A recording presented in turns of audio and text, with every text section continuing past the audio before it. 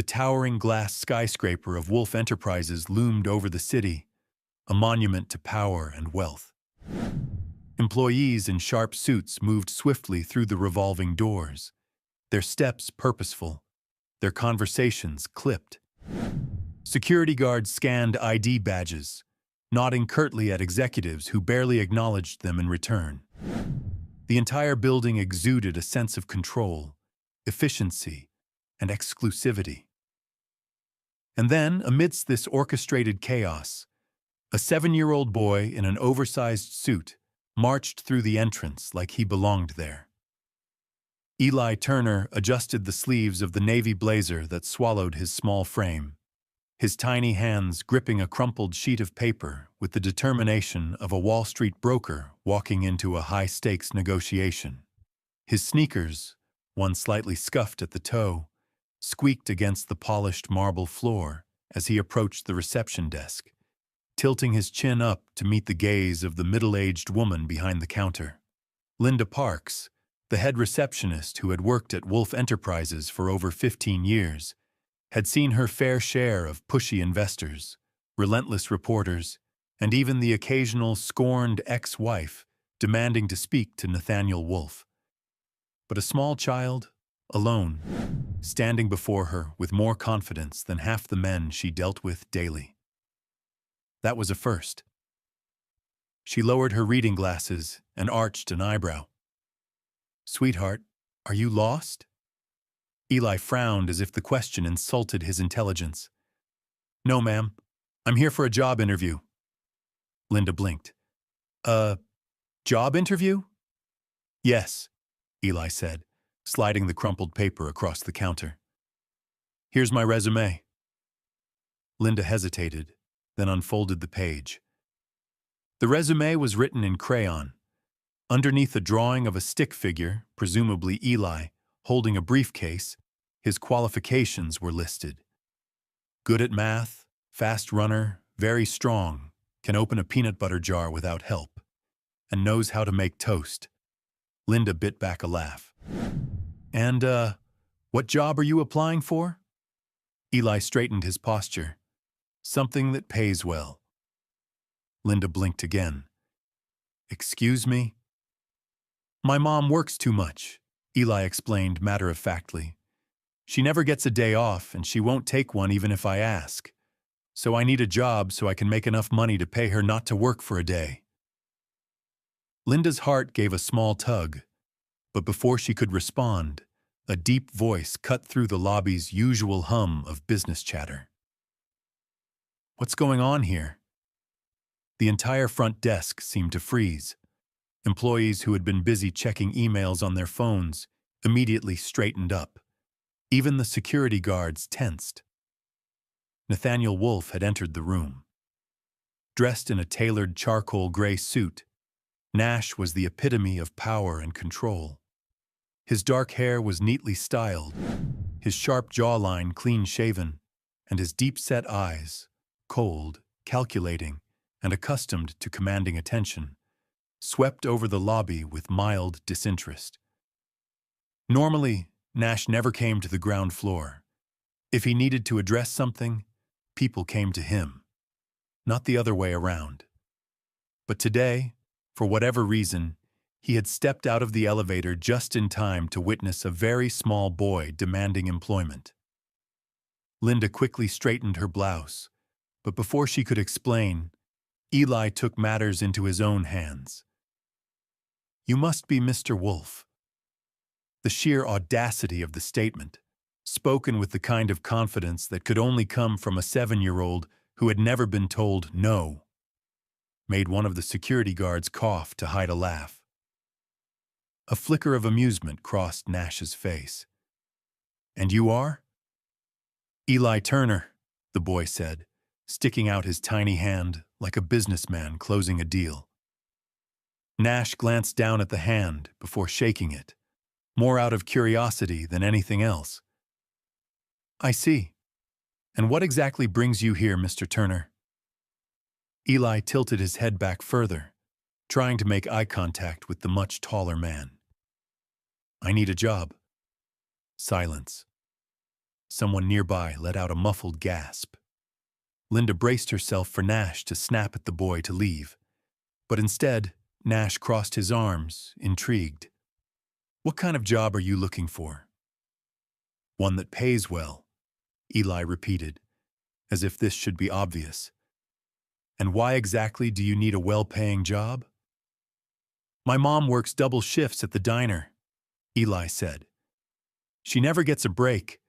If I make enough money, I can pay her to take a day off." For the first time in a long time, Nash actually looked at the person in front of him. Really looked. The oversized blazer, the slightly scuffed sneakers, the determined set of his jaw.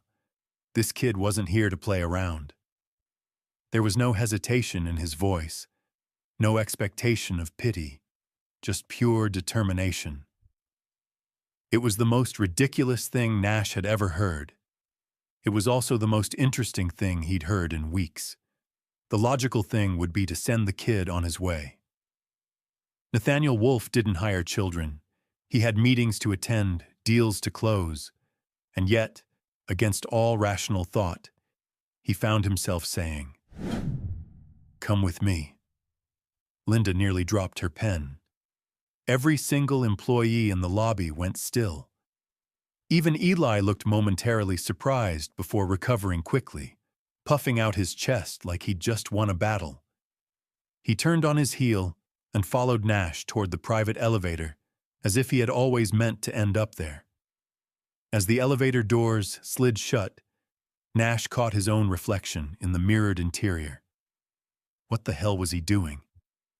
The elevator hummed softly as it ascended to the top floor of Wolfe Enterprises. Eli stood beside Nash, arms crossed, looking up at the floor numbers as they climbed higher and higher. "You sure have a lot of floors," the boy commented. Nash, who usually found small talk exhausting, found himself replying, 75. Eli let out a low whistle. "That's almost 100. "Good math," Nash muttered, suppressing the urge to smirk. The doors slid open to the penthouse office suite, a sprawling space with floor-to-ceiling windows offering a breathtaking view of Manhattan. The walls were sleek, modern, with abstract paintings worth more than most people's yearly salaries.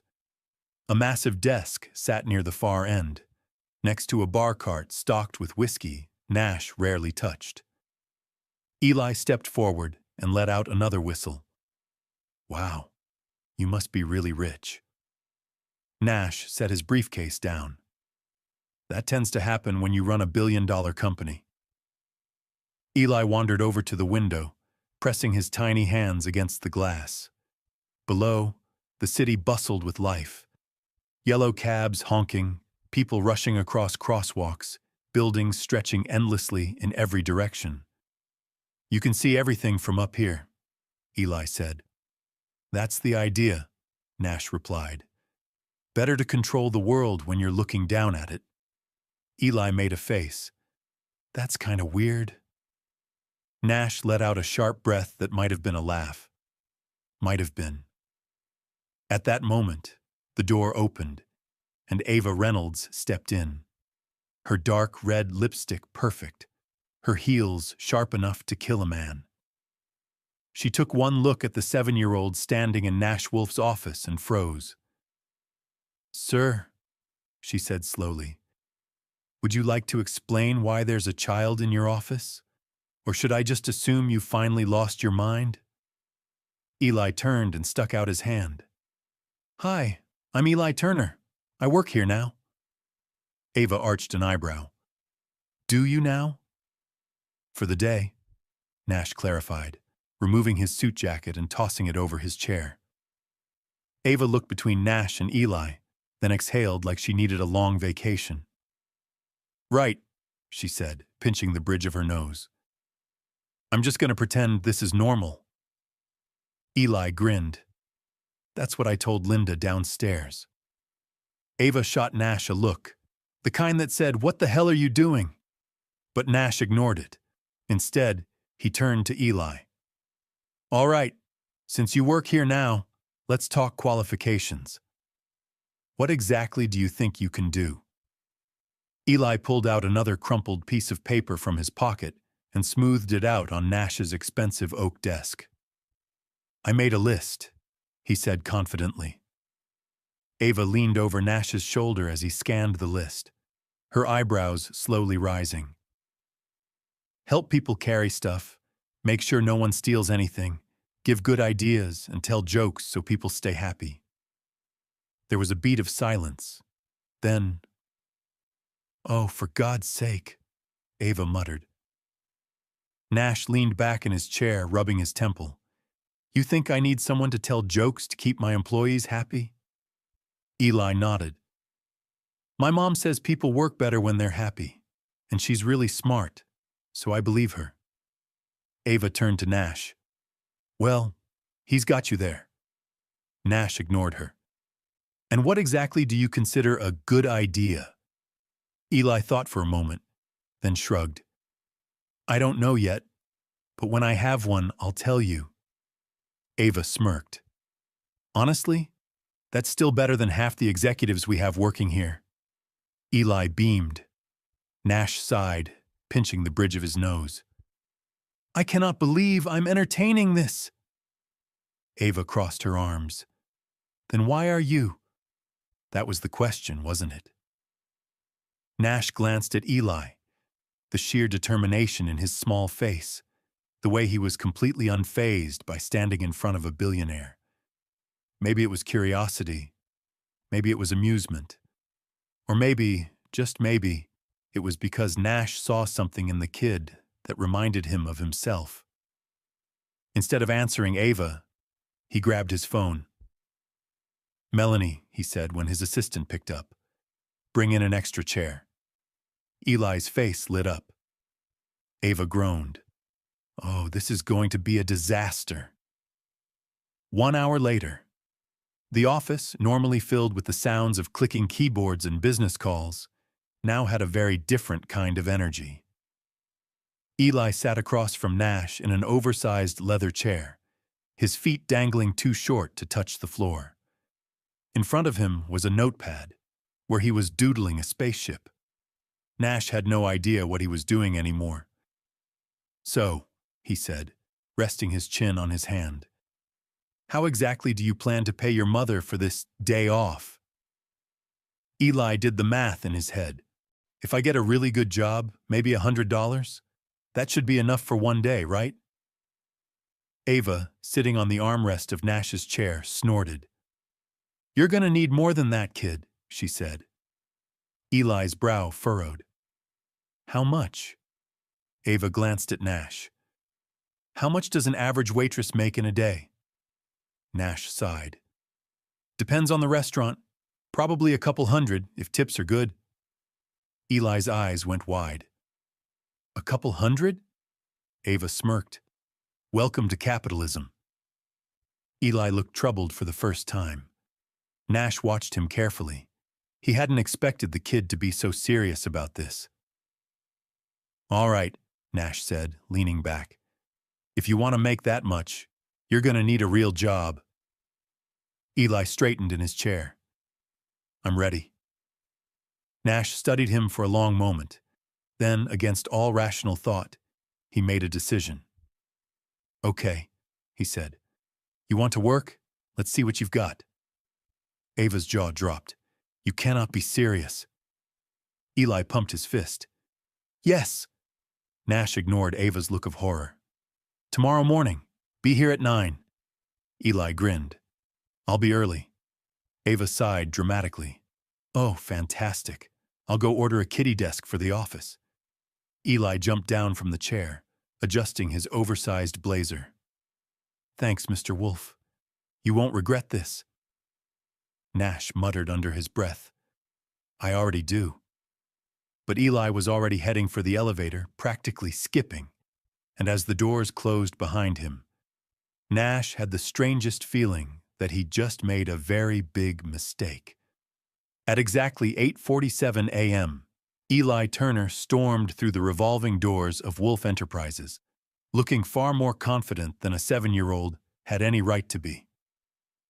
The oversized blazer from the day before was gone, replaced by a slightly better-fitted navy jacket that still looked like it had once belonged to a teenager. His hair was combed back, sort of, and he clutched a spiral notebook in one hand, his face set with determination. Linda Parks, the receptionist, sighed heavily as she saw him approach. "You're back," she muttered, eyeing him with a mix of amusement and resignation. Eli nodded firmly. "I work here now." "Right," Linda said, rubbing her temple. "And your job is—" Eli set his notebook on the counter and flipped it open. "Business consultant." Linda blinked. "Business consultant?" "Yep," Eli confirmed. "Mr. Wolf hired me himself." Before Linda could respond, a shadow loomed behind them. "What's going on here?" Eli turned and grinned. "Mr. Wolf, I was just telling Ms. Linda about my new job." Nathaniel Wolf, dressed in another immaculate three-piece suit, stared down at him like he was some kind of anomaly. "You're early," Nash said. "Early is on time is late," Eli declared. Nash arched a brow. "Where'd you hear that?" "My mom," Eli said proudly. A flicker of something passed through Nash's expression at the mention of Olivia, but it was gone before Eli could figure out what it meant. "All right," Nash muttered. "Let's go." Linda watched, mouth slightly open, as a billionaire CEO and a tiny child disappeared into the private elevator like it was a completely normal thing. Inside the elevator, Eli pulled out his notebook again. "So I have ideas," he announced. Nash pinched the bridge of his nose. "Of course you do." Eli flipped to a page titled, "How to Make Work More Fun So People Work Better." Before Nash could stop him, Eli started reading aloud. Number 1. More snacks. People get cranky when they're hungry. I know this because my mom says I turn into a gremlin when I don't eat. Nash side-eyed him. Sounds accurate. Number 2.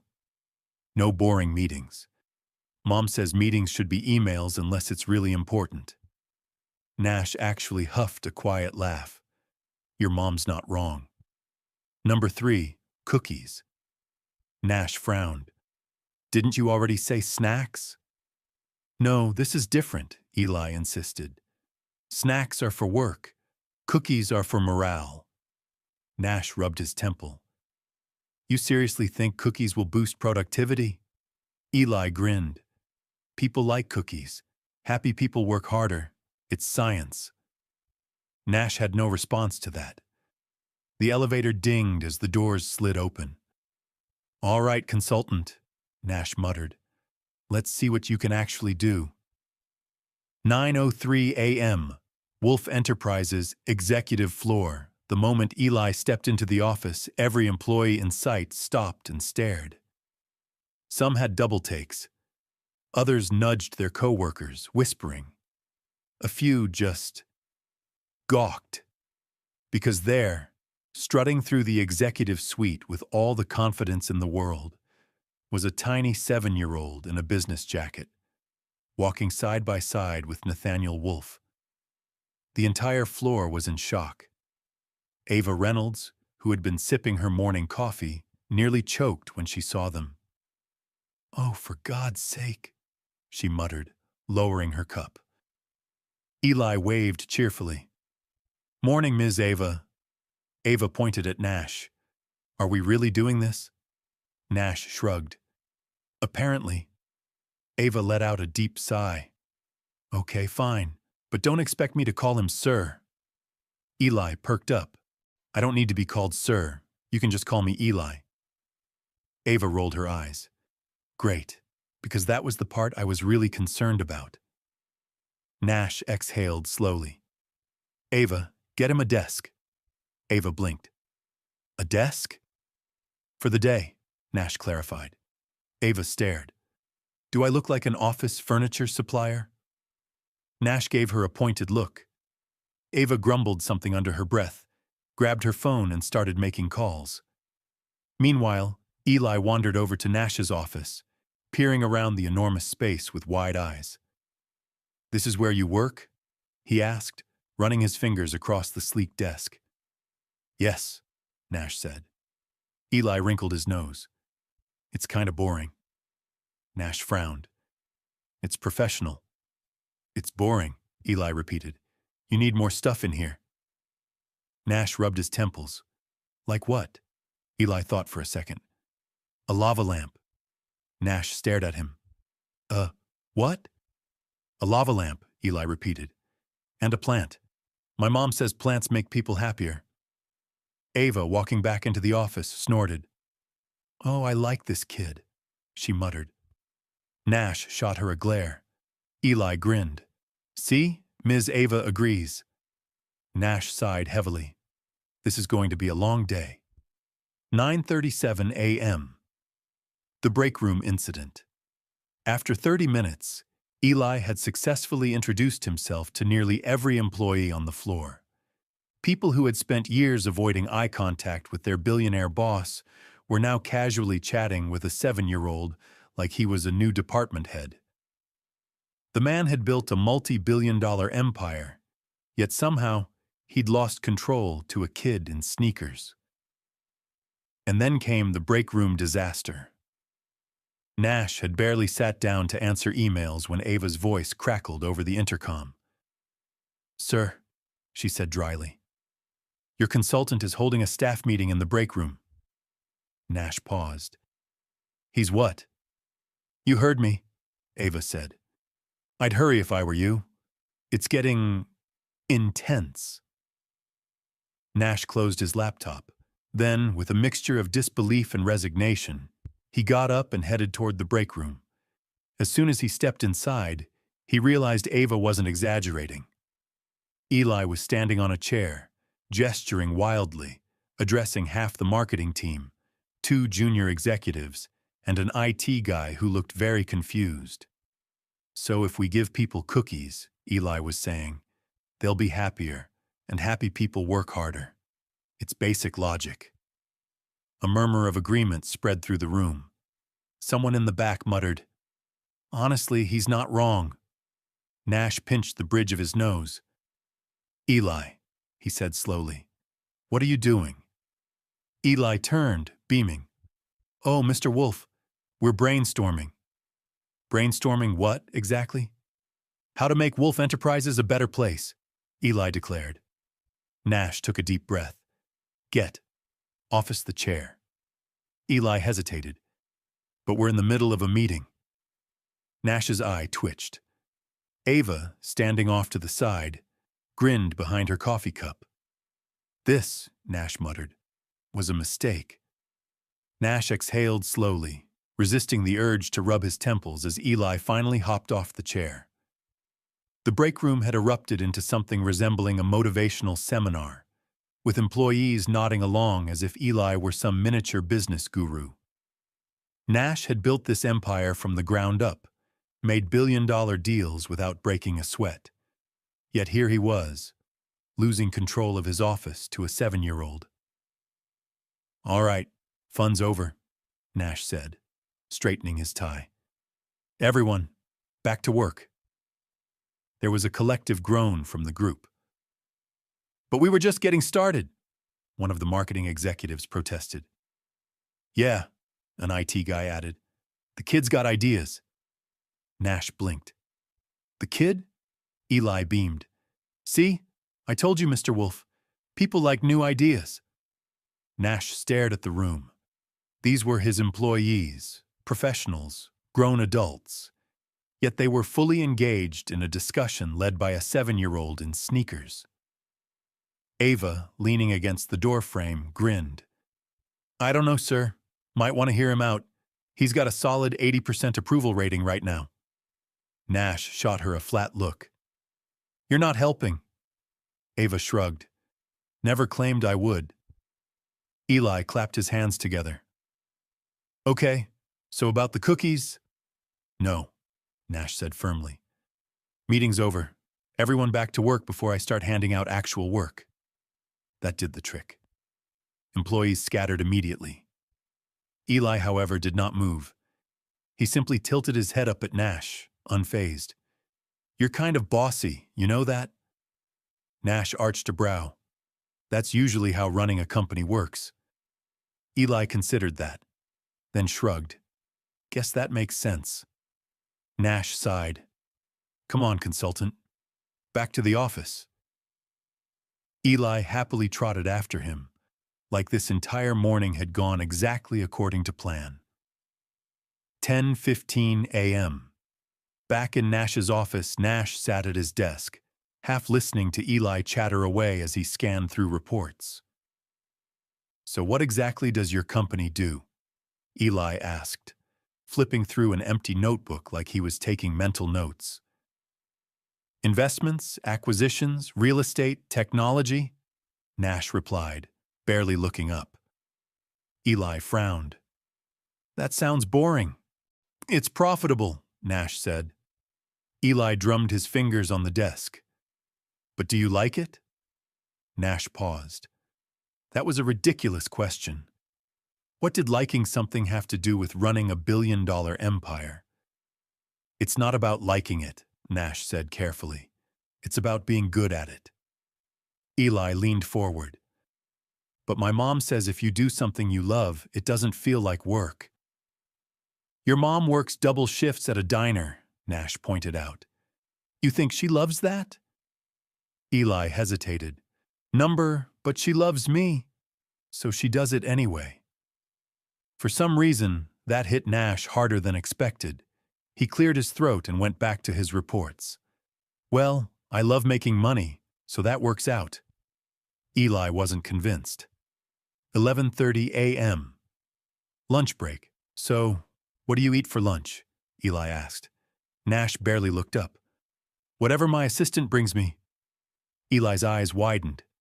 "You don't pick your own lunch?" "No," Nash said, typing an email. "It's a waste of time." Eli looked horrified. A moment later, Ava walked in, carrying a takeout bag. "Here's your usual," she said, dropping it onto Nash's desk. Eli peered inside. "A salad?" "Yes," Nash said. Eli made a face. "That's sad." "It's healthy," Nash corrected. Eli turned to Ava. "What are you eating?" Ava pulled out her lunch, a burger and fries. Eli pointed. "See? Ms. Ava knows how to live." Ava smirked. "Kid's got a point." Nash sighed. "It's not about enjoying lunch. It's about efficiency." Eli looked at him like he was a lost cause.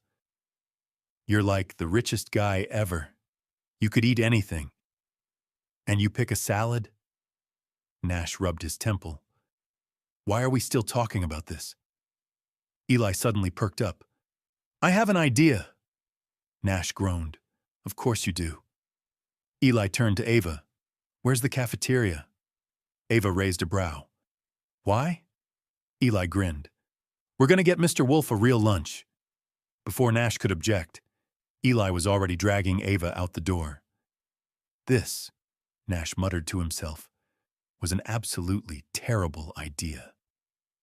12 p.m. Chaos in the cafeteria. By the time Nash found them, half the cafeteria staff was crowded around Eli. "What?" Nash asked slowly. "Is happening?" One of the cafeteria workers grinned. "Your kid here was just helping us revamp the menu." Nash twitched. "He's not my kid," Eli beamed. "But I had great ideas, didn't I?" The cafeteria workers all nodded enthusiastically. "Like what?" Nash demanded. Eli flipped open his notebook. "First of all, we need grilled cheese day." The head chef nodded approvingly. "Honestly, I agree." "Also, people like options," Eli continued. "More comfort food, not just fancy stuff." "Okay, enough," Nash said, rubbing his temple. "We are not running a restaurant." Eli crossed his arms. "But people work better when they eat good food. Happy workers, better results." A few employees murmured in agreement. Nash closed his eyes. "I hate that you actually make sense sometimes." Eli grinned. "See? That's why I'm a business consultant." Ava, who had been watching with pure entertainment, took a sip of her soda. "Oh, this is fun," she muttered. Nash shot her a look. "Shut up." 1:15 p.m. A call from Olivia. Back in his office, Nash was finally getting some work done when his phone rang. He glanced at the caller ID, Olivia Turner. He hesitated, then picked up. "Wolf?" There was a pause. Then, "What?" Olivia said. "Is my son doing negotiating cafeteria food policies at your company?" Nash sighed. "So you heard about that?" "I heard about it because a random employee called the diner just to tell me how charming Eli is," Olivia said. "So yes, I heard about it." Nash leaned back in his chair. "I could fire him, if you'd like." Silence. Then, "You're not actually paying him, are you?" "Of course not," Nash said. "He works for experience." Olivia let out a slow, exhausted sigh. "And what experience exactly is he gaining?" Nash glanced toward the break room, where he could still hear Eli talking to employees. "Leadership skills?" There was a long pause. Then, to Nash's complete shock, Olivia laughed. It was soft, barely there, but it hit him like a gut punch. "You're ridiculous," she muttered. Nash smirked. "You just figuring that out now?" Olivia exhaled heavily. "Just make sure he doesn't take over your entire company by the end of the day." Nash's eyes flicked toward the cafeteria. No promises. Olivia Turner stormed through the doors of Wolf Enterprises like a hurricane on a mission. She had spent the past hour searching for her son, calling his school, checking with neighbors, only to find out he was here. Again. At this company. With that man.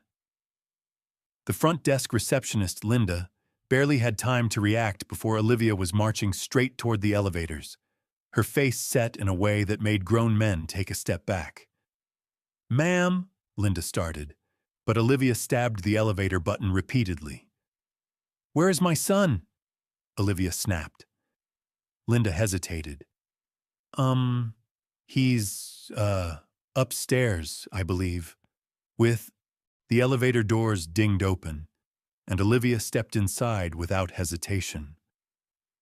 "I wouldn't," Linda began. Too late. The doors slid shut, carrying one very angry mother straight to the top floor. Wolf Enterprises, executive floor, 10:42 a.m. Nathaniel Wolf was not having a good morning. He had several urgent emails from his board members asking why there was a child conducting meetings in their company. He had Ava openly smirking at him, like she was waiting for the whole thing to explode. And worst of all, he had Eli Turner, a 7-year-old with too much confidence and absolutely no regard for corporate hierarchy, holding office hours. Eli was currently seated at a spare desk Ava had dragged in from another office, a notepad open as he listened to one of the company's financial analysts pitch an idea. Nash leaned against the doorframe, arms crossed. "I can't believe I'm saying this, but you do realize he's 7, right?" The analyst, a man in his late 20s, shrugged awkwardly. "I mean, the kid makes some good points." Nash rubbed his temple. "I need a drink." Ava, standing nearby, sipping coffee, smirked. "It's not even noon." "Exactly," Nash muttered. Then, just as he was about to shut this whole ridiculous situation down, the elevator doors slid open, and Olivia Turner stepped into the room like an avenging angel. The entire floor went silent. Eli, oblivious, looked up and grinned. "Mom!" Olivia's eyes locked onto Nash. "We need to talk. Now." Nash exhaled sharply. This, he thought grimly, is going to be bad. Nash Wolf had been in hundreds of high-stakes negotiations in his career. He had shut down hostile takeovers, outmaneuvered billion-dollar competitors, and stood toe-to-toe with some of the most ruthless business figures in the world. But none of that prepared him for Olivia Turner marching into his office, fire in her eyes, ready to tear him apart. The sheer force of her presence sent an almost comical wave of silence through the executive floor. Employees subtly inched away, suddenly finding urgent emails to answer as they scurried out of the blast zone. Even Ava, who usually lived for moments like these, took one look at Olivia's expression and murmured, "Yeah, I'm gonna go do literally anything else." She grabbed her coffee and ducked out of the office. Eli, however, remained completely unfazed. "Mom, guess what?" Eli beamed, oblivious to the tension in the room. "I have a desk now." Olivia's death glare didn't waver. "Go sit down, Eli," she said, her voice dangerously calm.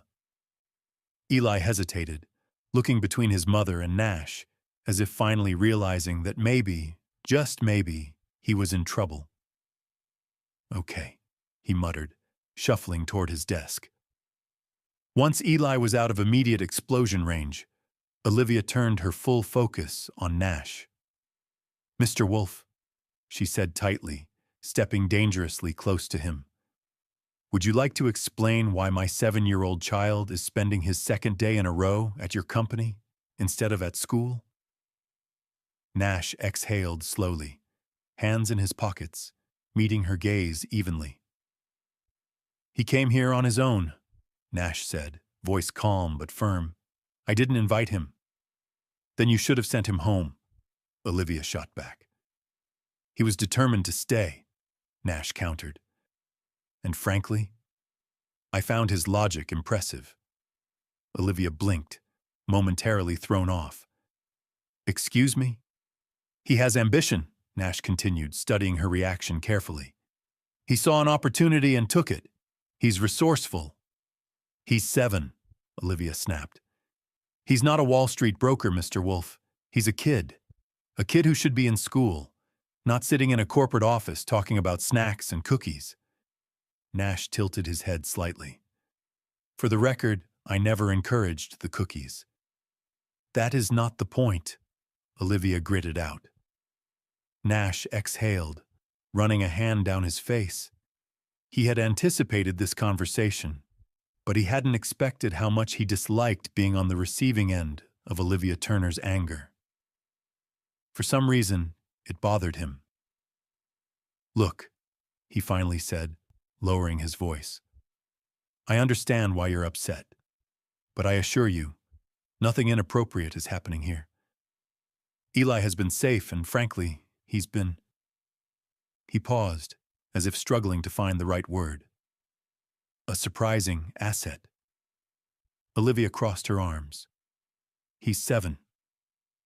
"You keep saying that," Nash muttered, "because you keep acting like he's your newest executive hire?" Nash sighed, glancing at Eli, who was now drawing stick figures on his notepad.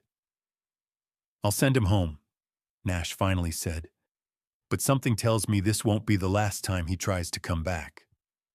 "Then make sure it is," Olivia shot back. For the first time in a long time, Nash Wolf found himself in a situation he didn't know how to control, and he wasn't sure how he felt about that. Nathaniel Wolf did not visit diners. He had personal chefs. He had access to the best 5-star restaurants in Manhattan, where his usual meals were meticulously plated, low-carb, and probably overpriced. But today, he found himself standing outside a small, aging diner in Brooklyn, staring at the peeling paint on the sign that read, "Bluebird Diner." The place was modest, tucked between a laundromat and a bakery, with a neon open sign flickering slightly. The glass windows were fogged from the warmth inside, and through them he could see a mix of customers, construction workers, retirees, a few college students, all packed into booths, chatting over coffee and eggs. Nash had no idea why he was here. He could have sent an assistant. He could have just let it go. But after his argument with Olivia, something about the way she had glared at him, accused him of not understanding anything about her world, about her son, about what it meant to struggle. It had stuck with him, and Nash Wolf hated things that stuck with him. So against all logic, he opened the door and stepped inside. The moment he did, he felt out of place. The air was thick with the scent of freshly brewed coffee, butter, and maple syrup. The sound of laughter, plates clinking, and an old jukebox playing a soft country tune filled the space. A few people glanced his way, probably because he looked like a man who had just stepped out of a high-stakes boardroom and into a world he had no business being in. Nash didn't care. His eyes scanned the diner, searching for one person. Then he spotted her. Olivia Turner. She was at the counter, back turned, balancing 2 plates in one hand and a coffee pot in the other. She was moving quickly, efficiently, effortlessly, sliding a plate onto one table, pouring coffee into a customer's mug, flashing a quick smile before turning to grab another order. And then, without looking, she called over her shoulder, "Take a seat anywhere. I'll be right with you." Nash did not take a seat. Instead, he walked toward the counter. "That won't be necessary," he said, loud enough for her to hear.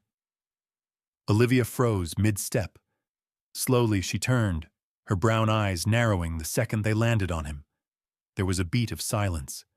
Then, "What the hell are you doing here?" The Bluebird Diner was nothing like Wolf Enterprises. There were no sleek glass walls, no high-tech security systems, no corporate executives in tailored suits walking around with Bluetooth earpieces. Instead, there was the warm smell of freshly brewed coffee, the faint sizzle of bacon on the griddle, and the hum of lively conversation from the regulars who had been coming here for years. Nathaniel Wolf did not belong here, and yet, here he was, standing in the doorway, hesitating for the first time in years. The small bell above the entrance jingled, announcing his arrival. A few people turned to look, eyebrows raising as they took in his immaculate 3-piece suit and expensive watch. He stuck out like a sore thumb. Jess Collins, the young waitress balancing a tray of coffee mugs, paused mid-step when she saw him. "What in the fresh hell?" she muttered under her breath. Frank Rossi, the burly owner of the diner, looked up from behind the counter where he was pouring coffee. His bushy gray eyebrows furrowed as he took in the sight of Nathaniel Wolf standing in his diner like he'd taken a wrong turn off Wall Street. Nash ignored the stares and scanned the room, his gaze landing on Olivia Turner, standing behind the counter, wiping down a table. She hadn't noticed him yet. She looked different here, more at ease. Her long brown hair was tied back into a loose ponytail, a few strands escaping to frame her face. She wore a simple blue uniform, a stain of what looked like pancake syrup on the hem of her apron. She was smiling at a little boy in the corner booth, not Eli, but another regular customer, a kid who looked barely 5. And just for a second, Nash felt something unfamiliar twist in his chest. Then Olivia looked up, and the second she saw him, her entire expression changed. Her smile vanished, her posture stiffened, and in that moment, every single person in the diner knew something was about to go down. Jess, sensing incoming drama, quickly set her tray down and backed away to the kitchen. Frank, chewing his toothpick, folded his arms. "Well, well," he drawled, "if it isn't the big city shark himself." Nash barely spared him a glance. His attention was on Olivia. "What the hell are you doing here?" she asked, voice flat. Nash, ignoring the hostility in her tone, took a slow step forward. "I was curious," he said simply. Olivia's eyes narrowed. "About what?" Nash met her gaze evenly. "About you." The diner went completely silent. For the first time since she met him, Olivia Turner was at a loss for words. Nathaniel Wolfe, billionaire CEO, the most infuriating man she'd ever met, was standing in her diner, saying he was curious about her. She narrowed her eyes, gripping the damp rag in her hands like it was the only thing keeping her grounded.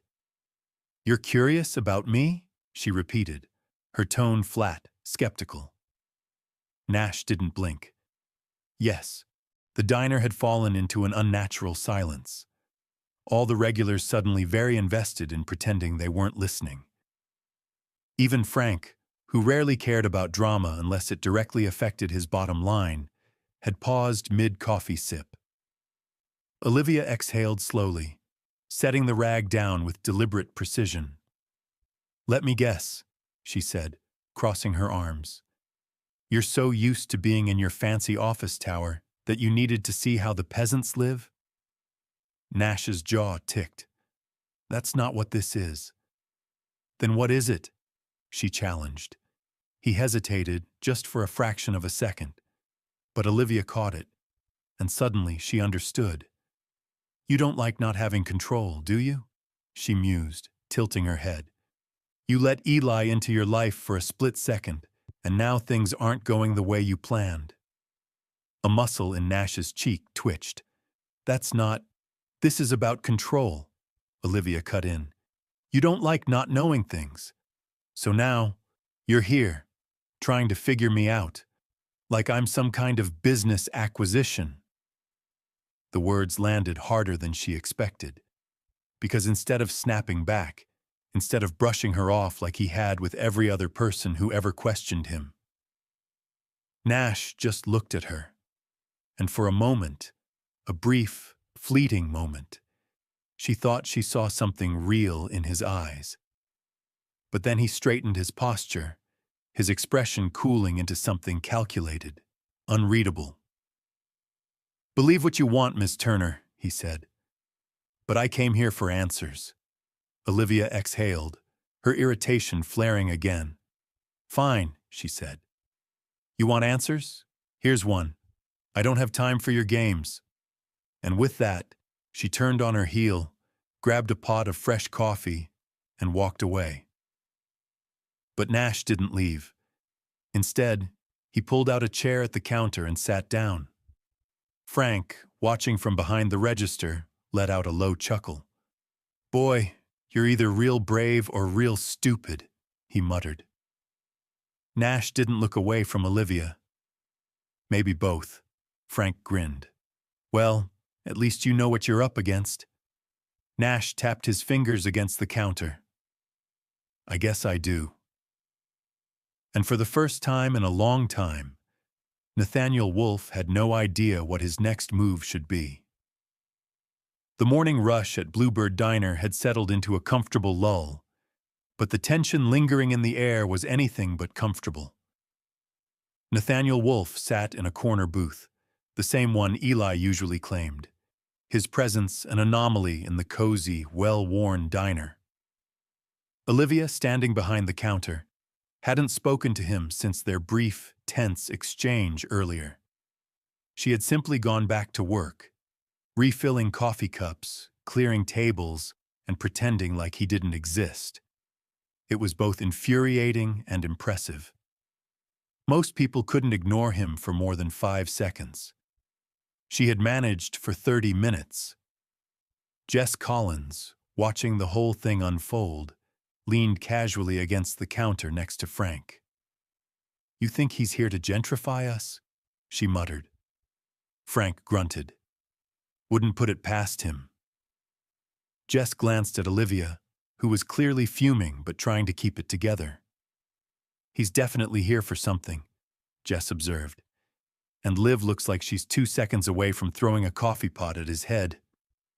Frank smirked. Now that would be fun to watch. At that moment, Olivia strode over to Nash's table, setting down a steaming mug of coffee with more force than necessary. "Drink that and get out," she muttered. Nash didn't even blink. "I haven't ordered yet." "That's all we're serving you." Nash tilted his head. What if I want pancakes? Then go to a different diner, she shot back. Jess, from the counter, muffled a laugh. Nash, however, just leaned back in his seat, watching Olivia with mild curiosity. You don't like me very much, do you? He said, sounding almost amused. Olivia rolled her eyes. Wow, what gave it away? Your charming hospitality. She narrowed her eyes. What do you want, Mr. Wolf? He didn't answer right away. Instead, he took a slow sip of his coffee, never breaking eye contact. I told you, he said finally. I was curious.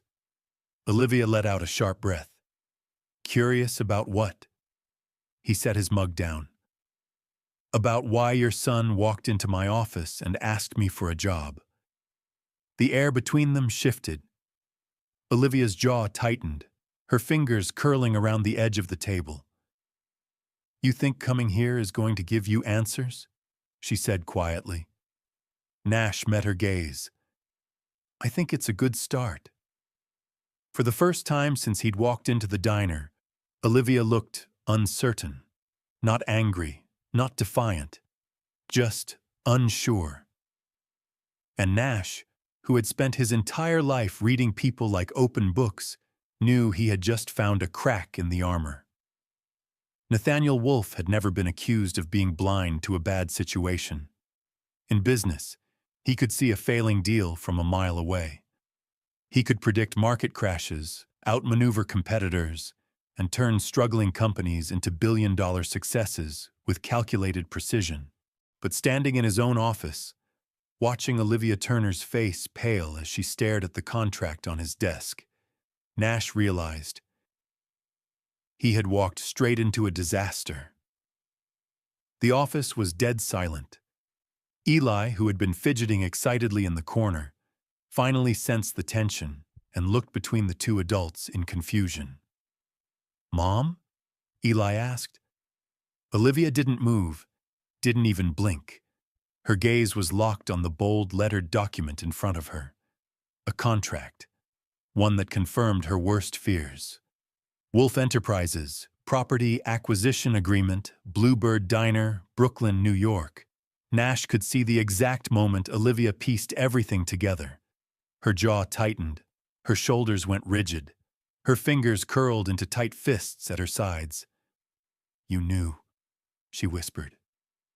Nash exhaled slowly. Olivia, you knew this whole time, she said, her voice dangerously quiet. You knew my diner, my home, was in jeopardy, and you said nothing.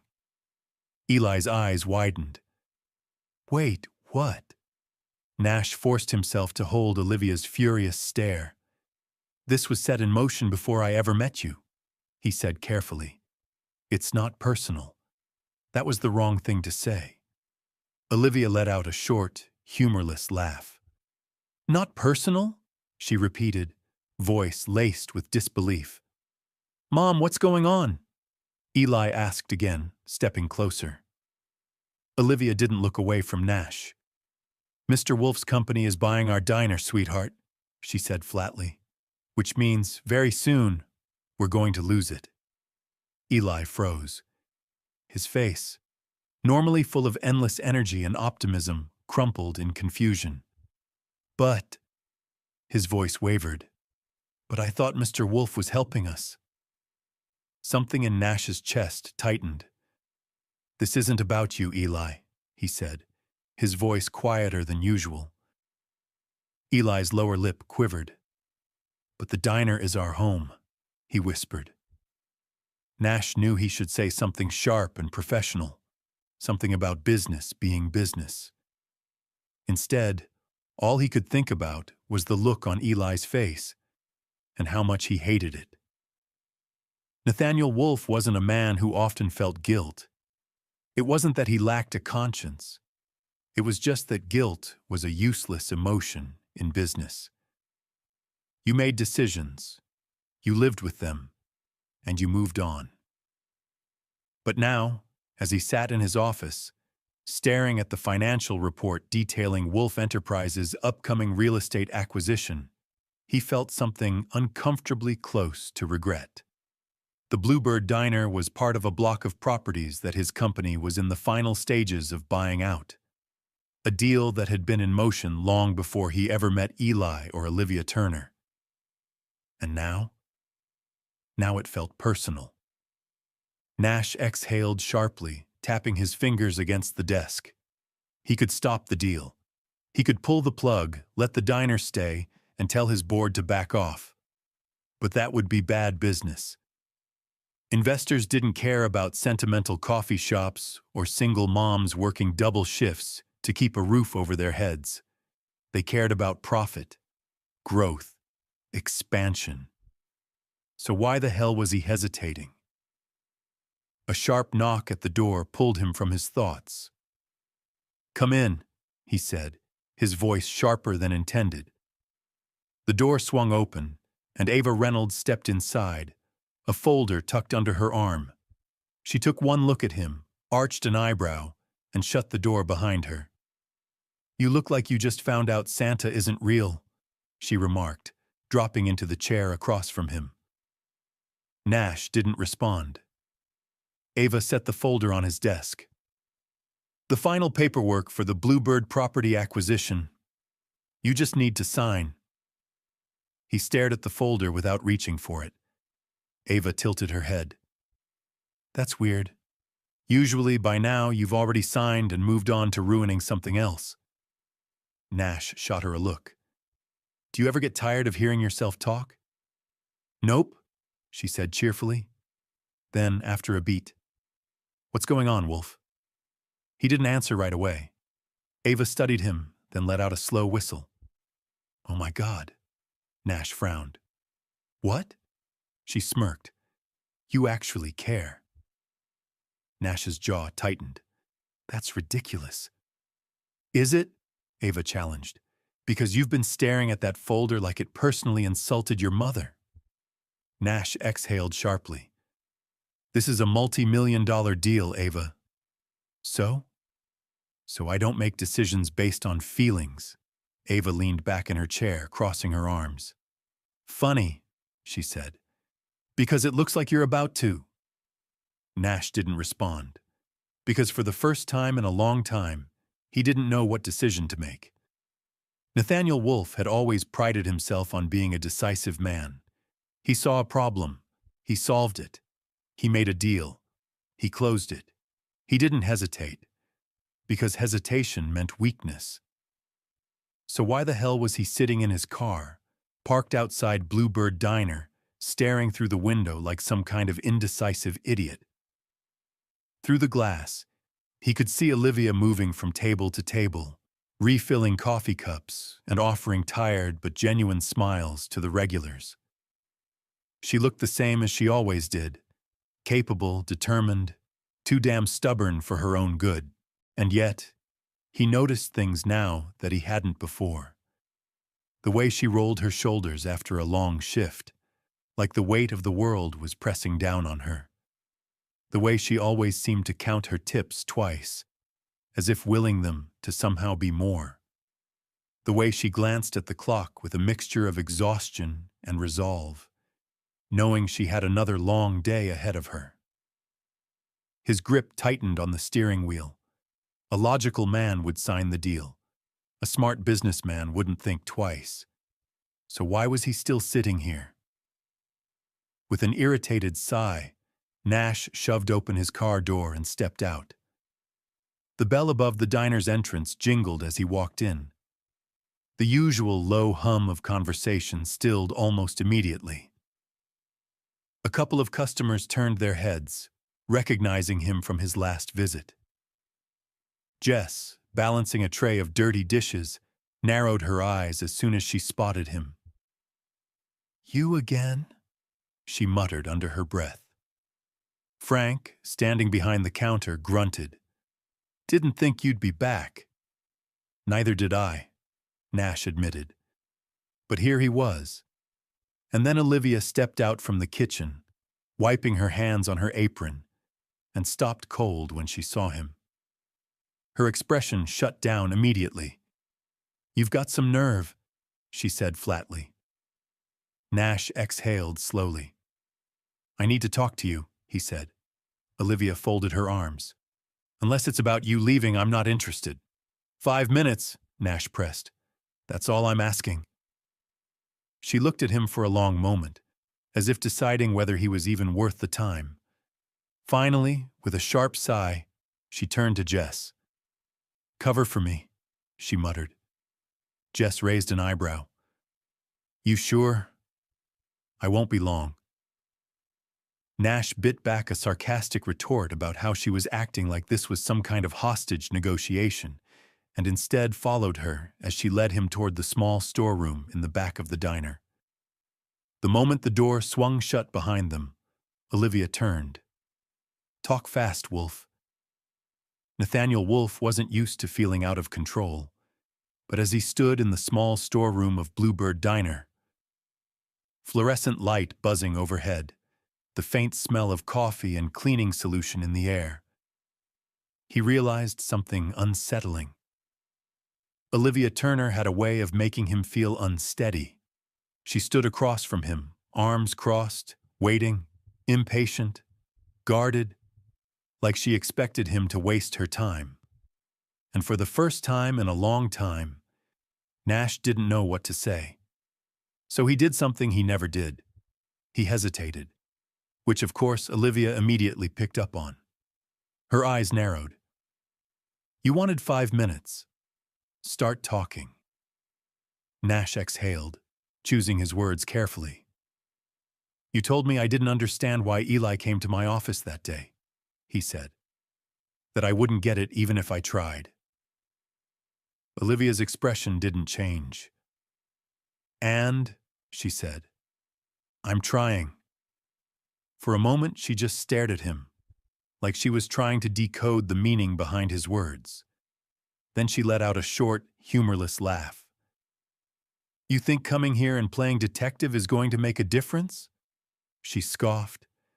"That you'll get some deep insight into my life and suddenly understand everything?" "I think," Nash said evenly, "that you've already decided what kind of person I am, and nothing I do will change that." Something flickered in Olivia's expression, too fast for him to read, but she recovered quickly. "You're right," she said.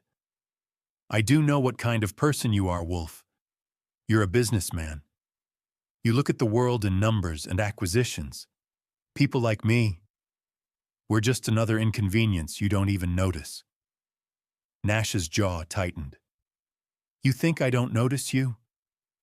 Olivia's eyes flashed. "I think you don't care."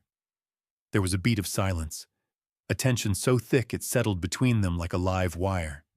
Then Nash, very deliberately, took a step forward, and Olivia, to his quiet satisfaction, didn't move away. "I care," Nash said, his voice low, steady. "More than you think." Olivia's breath hitched, just barely, but it was enough. She looked away first, crossing her arms tighter, as if physically guarding herself. "This conversation is over," she muttered. Nash studied her, then finally nodded. "For now," he said. He didn't wait for a response. He just turned, pushing open the storeroom door, stepping back out into the diner. And for the first time in a very long time, Nathaniel Wolf walked away from a fight he wasn't sure he wanted to win. Nathaniel Wolf had spent the entire drive back to his office convincing himself that he was doing the right thing, that Olivia Turner was too stubborn to accept help, that her pride was getting in the way of a solution, that, eventually, she'd see he was just trying to fix the problem. But the truth? The truth was, Nash wasn't sure if he was doing this for her or for himself. Because for the first time in years, something felt personal. And Nash Wolf didn't know how to handle personal, which was exactly why, less than an hour later, he was sitting in his office, signing the deed transfer papers that would make Olivia Turner the new owner of Bluebird Diner. No more rent, no more risk of losing her business. Problem solved. Right? Ava Reynolds sat across from him, watching him like he'd grown two heads.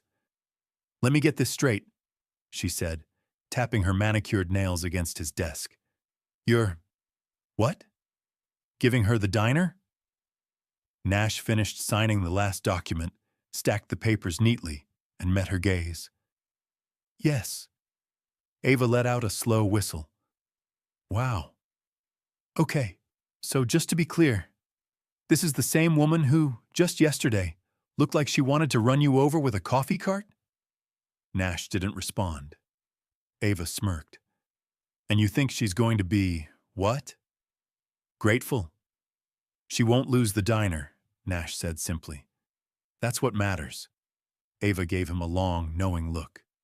"Right," she said dryly, "because this is all about business, and not at all about the fact that you're clearly obsessed with her." Nash shot her a flat look. "I'm not obsessed with her." Ava sipped her coffee. "Sure, and I don't have a monthly spa membership." Nash sighed, pinching the bridge of his nose. "Are you done?" "Almost," Ava said, then tilted her head. "Just one question." Nash exhaled. "What?" She grinned. "Are you going to tell her?"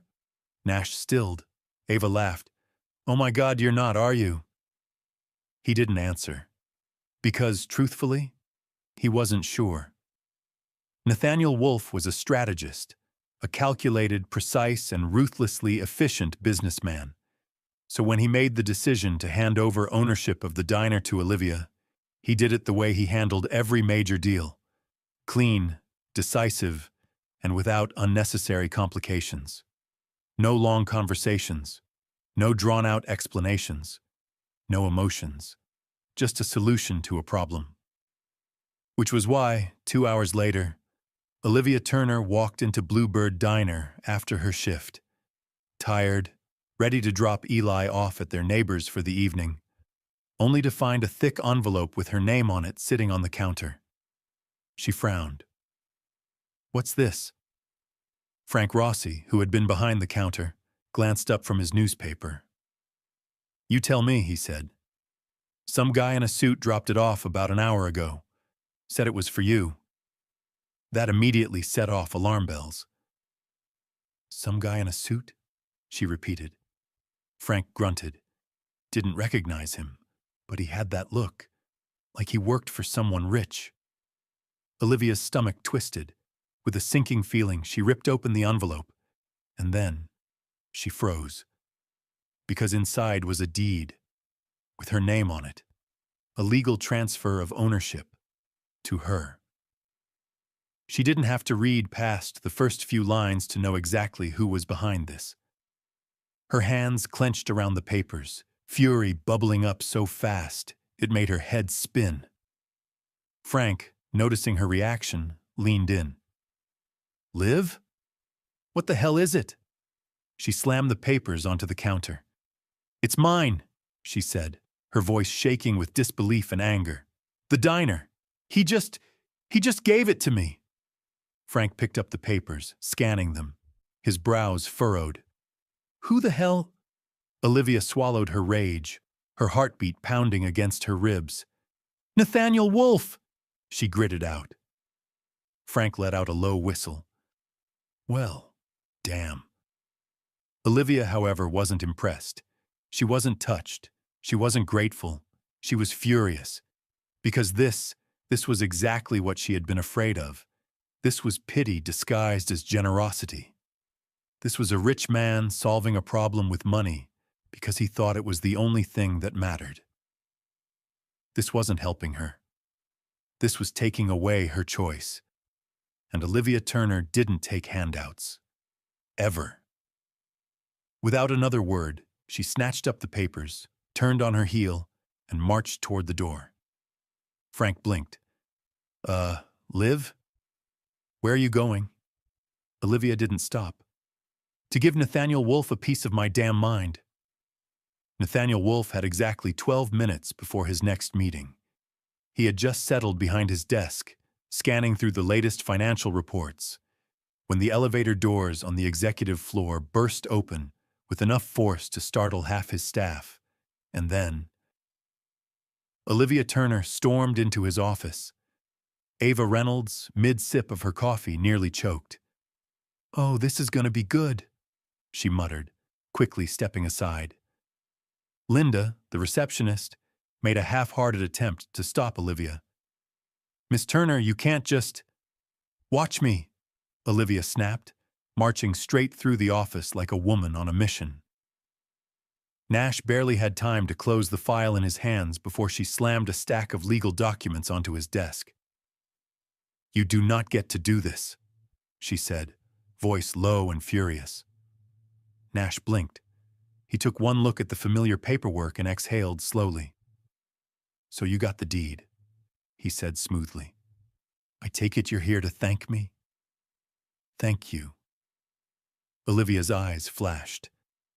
"You think I'm here to thank you?" Nash leaned back in his chair, calm and composed, as if she hadn't just barged into his office like a storm ready to tear him apart. "Olivia," he said patiently, "you don't have to pay rent anymore. You own the diner. This was a good thing." Her jaw clenched. "Not to me." Nash sighed, rubbing his temple. "I don't see the problem." "The problem, Wolf," Olivia spat, "is that you went behind my back and made a decision for me.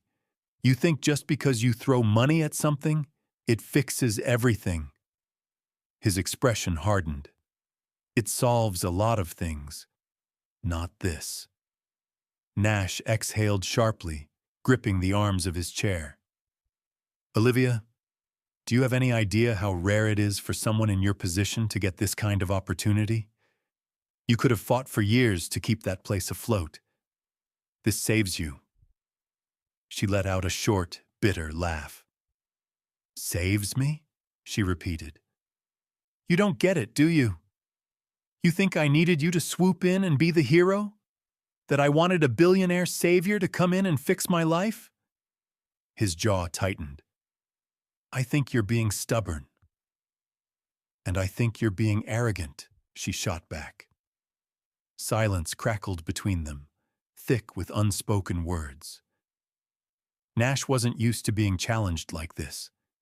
People thanked him when he made decisions like this. People took the deal and moved on. But Olivia? She was fighting him, and he didn't know why that both infuriated and intrigued him at the same time. Nathaniel Wolf was used to winning. Every negotiation, every deal, he anticipated the outcome before the other party even knew they were playing. But Olivia Turner? She wasn't playing by his rules, and for the first time in a long time, Nash realized he might have miscalculated. Olivia stood before him, furious and unyielding. Her hands braced against his desk, as if she was physically holding herself back from throwing something at him. "You think this is about pride?" she demanded. Nash tilted his head slightly. "Isn't it?" Her eyes darkened. "This is about choice, about control." "Control?" He arched a brow. "Olivia, I didn't take anything from you. I gave you something. And whether you admit it or not, this was the best possible outcome for you." "The best outcome," she repeated, shaking her head in disbelief. Nash leaned forward slightly, his voice even. "Tell me something. If it had been anyone else, if a stranger had offered you this, would you have turned it down?" "Yes," Olivia snapped without hesitation. "Because I don't take things I didn't earn, and I sure as hell don't take them from you." Something about the way she said it hit harder than it should have. He sat back, studying her. "You really hate me that much?" Olivia's fingers curled into fists. "I don't hate you." "Could have fooled me." She let out a sharp breath, shaking her head. "You don't get it, Wolf. You think giving me the diner means I should be grateful, but you didn't give me something. I already had it. I fought for it. I worked for it. And now, because of you, it feels like none of that mattered. That caught him off guard. For a brief second, Nash felt something tighten in his chest, because he understood that, far more than he wanted to admit. Before he could form a response, Olivia grabbed the papers from his desk, crumpling them in her grip. "You don't get to decide things for me," she said, voice quieter now. "Not my business, not my future, not my life." Nash held her gaze. Then slowly, he nodded. "Fine." Olivia blinked, as if she hadn't expected that answer. He stood, adjusting his cufflinks. "I'll have my lawyers draft a reversal. The diner will go back under its original lease." Her expression flickered with surprise, but she quickly masked it. "Good," she said, stepping back. But just as she reached the door, Nash spoke again. "Olivia." She hesitated. He met her gaze, his voice lower this time. "You don't have to fight everyone." She didn't respond, and a moment later, she was gone. But for the first time, Nash wasn't sure if he had just lost or won. Nathaniel Wolfe wasn't used to rethinking his decisions. He made them. He moved on. No regrets, no second guesses. But Olivia Turner had managed to do something very few people ever had. She had made him doubt himself. For the past week, he had resisted the urge to check in on her, to see how she was doing, to see if returning the lease to its original state had made her feel any better. But every time he reached for his phone, he stopped himself. She had made it clear. She didn't want his help. So instead, he did something he hadn't done in years. He waited, and then, one evening, while reviewing contracts in his penthouse, his phone buzzed. A message. From Eli. Nash frowned, unlocking the screen. "Eli, are you busy?" Nash glanced at the dozens of emails waiting for his response. Then he typed back, "Nash, depends. What's up?" A few seconds later, "Eli, can you come to the diner?" Nash's brows furrowed. "Nash, why?" "Eli, because I need help." Nash didn't hesitate. 20 minutes later, he pulled up outside Bluebird Diner. The place was mostly empty, late evening, closing time approaching. Inside, Eli was seated in the corner booth, looking uncharacteristically nervous. Nash stepped inside, the bell jingling softly above him. "Eli?" he said, approaching the boy's table. "What's going on?" Eli looked up, fidgeting with a sugar packet. "Thanks for coming," he said. Nash slid into the seat across from him. "You said you needed help." "I do." Eli took a deep breath. "It's about my mom." Nash stiffened slightly. "What about her?" Eli hesitated. Then, voice quiet, he said, "She's tired." Nash exhaled slowly. "I know," he admitted. Eli looked up at him, eyes too serious for a kid his age. "Then why aren't you doing anything about it?" Nash frowned. "Eli, your mom doesn't want me to." Yeah, I know." Eli waved a hand impatiently. "She doesn't want help. She wants to do things on her own, blah, blah, blah." Nash almost smiled at Eli's dramatic sigh. But then the kid looked at him. Really looked at him. "But just because she won't let you help doesn't mean you should give up." Nash felt something stir in his chest, because for the first time, someone wasn't telling him to back off. They were telling him to try harder. Nathaniel Wolfe wasn't used to admitting when he was wrong. But for the past 2 days, Olivia Turner had taken up too much space in his thoughts. Her words still echoed in his mind. "You don't get to decide things for me. Not my business, not my future, not my life." He had walked away from that argument, convinced that he had done the right thing by letting her have control. But somehow, it didn't feel like a win. And that was frustrating. Because Nash didn't lose. And yet, here he was, standing outside Bluebird Diner at 7 in the morning, staring through the window like some idiot who didn't know why he was here. He hadn't even decided to come. His car had just ended up here. A familiar 7-year-old figure caught his attention. Eli was sitting at the counter, kicking his feet as he happily devoured a plate of pancakes. For a second, Nash hesitated. Then, before he could overthink it, he pushed the door open. The bell jingled, and Eli's head snapped up immediately. His face lit up. "Mr. Wolf." Olivia, who had been behind the counter pouring coffee, froze mid-motion. Her shoulders stiffened, and when she turned around, her expression was neutral. But Nash knew a defensive stance when he saw one. He didn't give her a chance to shut him down before he walked straight to the counter, taking the empty seat beside Eli.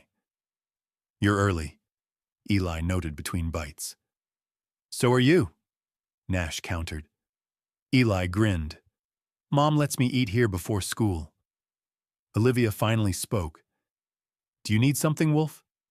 Her voice was calm, clipped, professional, like she was talking to a customer. Nash didn't like it. He tilted his head. "I'll take a coffee." She exhaled sharply, clearly annoyed, but grabbed a mug anyway. "2 sugars," Nash added. Olivia shot him a pointed look as she set the mug down. "You don't take sugar in your coffee." Nash smirked. "I do today." Eli giggled. "Mom knows everything." Olivia muttered something under her breath that Nash was pretty sure wasn't a compliment. She turned to leave, but Nash spoke again. "I'm not here to fix anything," he said, his voice lower. "I just wanted coffee." For a moment, Olivia didn't move. Then slowly, she nodded, just once. And even though the tension wasn't gone, Nash knew something had shifted. Maybe he didn't need to win. Maybe he just needed to stay. The diner was quiet, not in the usual comforting way it was during the slow afternoon hours, when regulars lingered over their coffee and the smell of fresh pie hung in the air. No, this silence was heavy. Because Olivia Turner was staring at Nathaniel Wolf like he'd just dropped a live grenade on her counter. "You want to run that by me again?" she said slowly, setting down the coffee pot she'd been holding.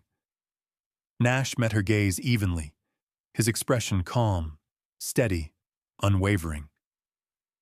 "I said I want to buy back the diner," he repeated. "From you." A muscle in Olivia's jaw ticked. Frank, who had been cleaning a table nearby, let out a low whistle. "Damn, son," he muttered under his breath, backing away as if this was about to become a war zone. Jess, standing behind the counter, mouthed "oh shit" to no one in particular, before quickly excusing herself to the kitchen. Eli, who had been sitting in the corner with his homework, perked up instantly. "You want to buy it back?" he asked. "Like, trade?" Nash gave a small shrug. "Something like that?" Olivia's fingers curled into fists. "Let me get this straight," she said, her voice dangerously even. "First, you buy my diner without asking. Then, when I tell you I don't want your charity, you give it back. And now you want to take it again?" Nash didn't flinch at her tone. "I don't want to take it," he corrected. "I want to make you an offer." "An offer?" Olivia let out a sharp, humorless laugh. "Are you serious right now?" "Completely." "Why?" she demanded. Nash was silent for a moment. Then, finally, he spoke. "Because I want to be your partner." The diner went dead silent. Frank, who had been pretending not to eavesdrop, choked on his coffee. Jess, peeking from the kitchen, almost dropped a plate. Eli's eyes widened. "Like, a real business partner?" "Yes," Nash said. Olivia looked at him like he had lost his mind. "You're insane," she said. Nash smirked. "That's possible." She shook her head. "You run a billion-dollar company, Wolf. You don't belong in a little Brooklyn diner. Maybe not, Nash admitted, but I belong here. His voice was calm, certain, but there was something undeniably real about the way he said it. For the first time since she had met him, Olivia didn't have a quick comeback, because deep down, she knew he meant it, and that scared her more than anything else. Olivia opened her mouth, then closed it, then opened it again, only to let out an incredulous laugh. You belong here, she repeated, crossing her arms. Nathaniel Wolfe, the corporate shark, thinks he belongs in a tiny Brooklyn diner? Nash didn't even blink. Yes. Frank let out a low chuckle from behind the counter. Well, damn. This is better than the Sunday paper. Olivia shot him a glare before turning back to Nash.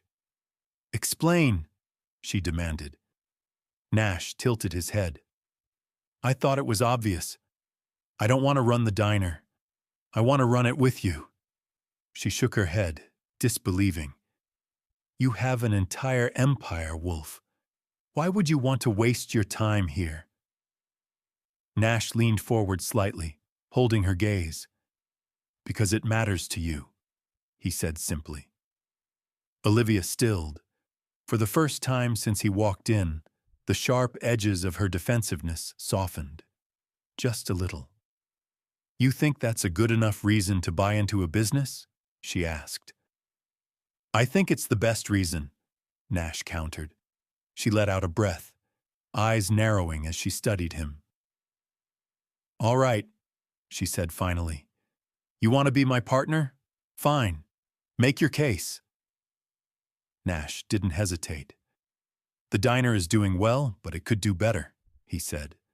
You've built something strong, but it's limited by resources. With my investment, you could expand. New equipment, more staff, a bigger menu. You could run the place the way you've always wanted to, without worrying about scraping by. Olivia frowned. And what do you get out of this? Nash's lips twitched. I get a very lucrative return, she snorted. From a diner? No, he admitted. Then, after a beat, from you. Silence stretched between them, and for once, Olivia was speechless, because she could hear the truth in his words. This wasn't about money for him. This wasn't about business. This was about something else entirely. Something bigger. Something dangerous. She took a slow breath, feeling completely off balance. You don't know what you're asking for, she murmured. Nash's expression didn't waver. Maybe not, he said. But I know what I want. And then, for the first time, Olivia had to ask herself a question she wasn't ready for. What if he really meant it? Olivia Turner had spent most of her life standing on her own. She had learned to navigate struggle without asking for help, to build a life for herself and Eli without relying on anyone else. Because the last time she had let someone in, she had been left with nothing but broken promises and a son to raise on her own. But now, standing in the middle of Bluebird Diner, staring at Nathaniel Wolfe as he made the most insane, reckless, impossible offer she'd ever heard, she realized something. Maybe she wasn't as alone as she thought. She took a slow breath. You want to be my business partner? Yes. Why? Nash didn't hesitate. Because I believe in what you've built here, and because I want to be in your life. Her heart stuttered. I didn't ask for that, she whispered. I know, he said simply. But I'm here anyway. And for the first time, Olivia let herself believe him. She let herself believe that maybe not everything was a trap, that maybe not everyone who cared about her was waiting to walk away. She swallowed hard. You realize if you invest in this place, you're not just putting money into a business. I know. You'd be stuck with me, she said. And Eli. Nash's lips twitched. I'm aware. Her fingers curled against the counter. And what if it goes wrong? It won't, Nash said, because I'm not going anywhere. The words settled deep into her chest. For once, she didn't feel like arguing. For once, she wanted to believe. A small, shaky breath left her lips. All right, she said finally. We do this together, as partners. A slow, genuine smile curved Nash's mouth. Partners, he agreed. The moment felt like something shifting, like a door opening, like a beginning. Across the diner, Eli had been watching the entire exchange with his usual wide-eyed curiosity. And when Olivia finally nodded, when Nash smirked like he had just won the most important negotiation of his life, Eli grinned. Then, without warning, he jumped up from his seat and threw his arms around Nash's waist. "You're not going to leave, right?" Eli asked, his voice muffled against Nash's expensive suit. Something in Nash's chest tightened. He rested a hand on the kid's back. "Not a chance," Nash said softly. And for the first time in a long time, he realized it was the absolute truth. Olivia Turner had spent her whole life fighting for control. Control over her future. Control over her son's well-being. Control over the little diner she had poured her heart and soul into. And now, Nathaniel Wolfe was standing in front of her, offering her something she never expected. A choice. Not a handout. Not a rescue mission. A real, equal partnership. And for the first time in a long time, she didn't know what to say. Nash must have noticed her hesitation, because he didn't push. He just stood there, patient and calm, as if he knew that whatever internal battle she was fighting had nothing to do with him, which of course made her want to fight him even more. She crossed her arms, tilting her chin. "You really think you can handle working here?" Nash smirked. "I handled you, didn't I?" Her eyes narrowed. "Oh, you think you handled me." His smirk widened. Still debatable, Olivia hated that she almost smiled. Almost. She exhaled, running a hand through her hair. "Look, Nash, I don't know if this is a good idea." "Probably not," he admitted. "But that's never stopped me before." Her lips twitched. Eli, who had been eavesdropping from behind the counter, suddenly popped up with wide, eager eyes. "So does this mean Mr. Wolfe works here now?" Nash glanced at Olivia. "That depends." Eli turned to his mother, grinning. "Say yes, Mom." Olivia let out a slow breath, feeling the weight of the moment. For so long, she had been used to saying no. No to help, no to trust, no to letting people in. But maybe, just this once, she could say yes. Her gaze met Nash's, and for the first time, she let herself believe that maybe, just maybe, this was exactly where he belonged. "Fine," she said finally, rolling her eyes. "But if you screw this up, I reserve the right to fire you." Nash's grin was slow and knowing. "You won't," she arched a brow. "Cocky, aren't you?" "Confident," he corrected. "There's a difference." Eli whooped loudly, throwing his arms up in the air. "Best day ever." And just like that, the tension broke. Frank clapped a hand on Nash's back. "Welcome to the team, Wolfe." Jess smirked. "Better learn how to make coffee, big guy." Nash chuckled, shaking his head. This wasn't the life he had planned. But looking around, at Olivia, at Eli, at the diner that suddenly felt like home, he realized something. Maybe it was the life he had been searching for all along.